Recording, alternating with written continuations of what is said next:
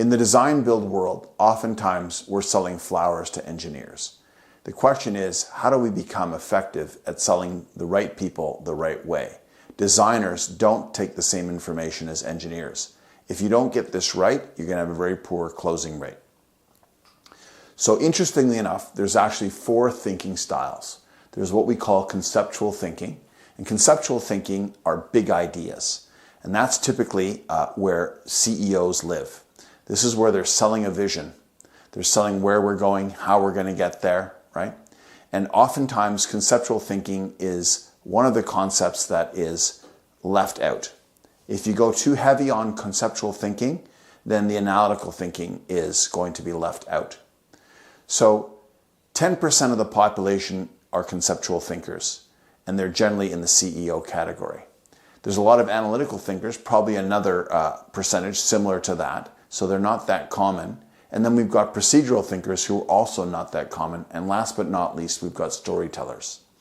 Now, you may be a storyteller, but not very good at it.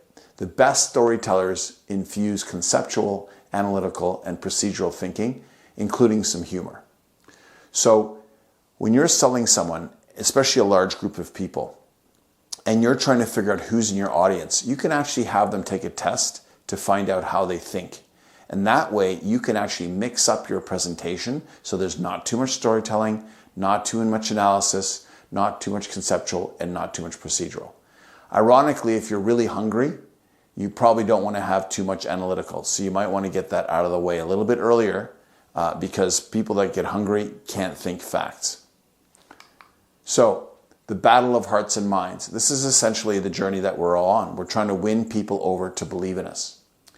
So selling flowers to engineers, they simply don't see the beauty. My father was a civil engineer, and he was the old damn it, pave it, and wall it. Those were his solutions to everything. And the truth of the matter is, if I'm selling to him, I'm using a completely different approach. I'm talking about failure. I'm talking about first principles. I'm talking about durability. I'm not talking about aesthetics. The corollary to that is somebody who is incredibly creative. And to them, I've got to talk about how the wall integrates architecturally with the angles and the light reflects off the wall. Completely different approach.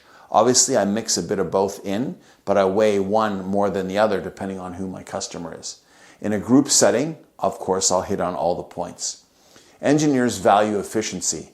They are not artists. You need to make that clear. So if you're an artist selling to an engineer, you've got to change your approach, even though that's what motivates you the most.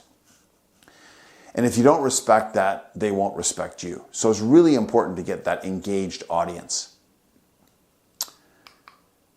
High closing rates with groups. So where I learned this stuff one day was I was at my golf club with a friend of mine, and he used to be an ex-IBM guy. And he ended up creating this very successful business that essentially worked on sales engagement. How do I get sales engagement at the highest levels? And where he would test this in group audiences, he would field his audience to find out which type of thinkers were in the audience, how many, and then he would craft his script to align with the people in the audience and also the quantities of people in the audience. So if there's more storytelling people, obviously, in the audience, then you're going to have to craft more storytelling into your presentation. So wouldn't it be interesting to understand who you're actually speaking to? And the proof of concept was he was selling a mentorship group. And it was something like $80,000 a year for initiation and I think $25,000 annual fee. And he got almost everybody to sign up, something like a 75% closing rate at that meeting, which is unheard of. And the reason was he was testing his theory to see whether his selling techniques would engage those in the audience and get more people to sign up. If you only focused on analytics, you would completely lose all the storytellers. If you only worked on concepts, you would have the analytical people questioning, is this true? So irony here is that you need to sell in all manners, but in the right quantities depending on who your audience is. And that will improve your closing rate. And this goes to speaking events as well. If you don't speak to everyone in the right way at the right time, you're going to lose them. You're in the business of selling belief to everybody. If we can help change people's minds and hearts, then we can engage them. My goal is to help you become a much better leader in your business so that everyone believes in you. Your staff, your suppliers, your employees, and your customers, of course.